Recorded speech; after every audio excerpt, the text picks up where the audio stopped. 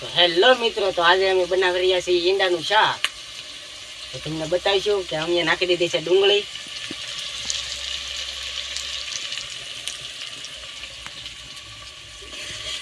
Ready કરી દીધો.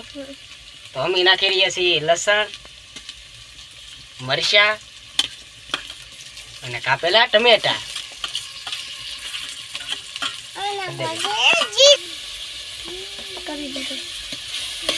તો આને અમે હરખી રીતે પકાવીશું.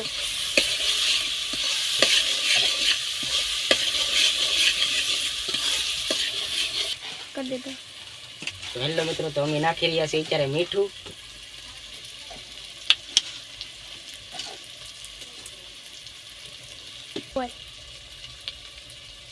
પછી નાખશું થોડી સી હળદર.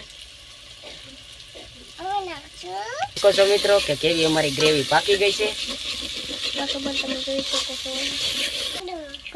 તો અમે મળ્યા છીએ પડવા ઈંડા.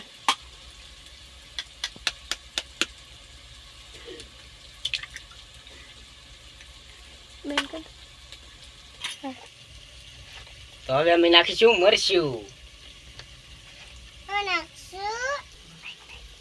તો અમે નાખીશું હવે ઈંડા. હવે અમે એને હલાવીશું જ્યાં સુધી પાકે નહીં ત્યાં સુધી હલાવીશું.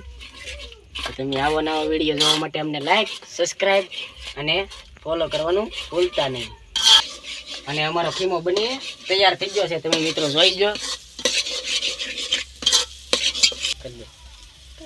હવે એમાં નાખીશું અમે બાજ્યા.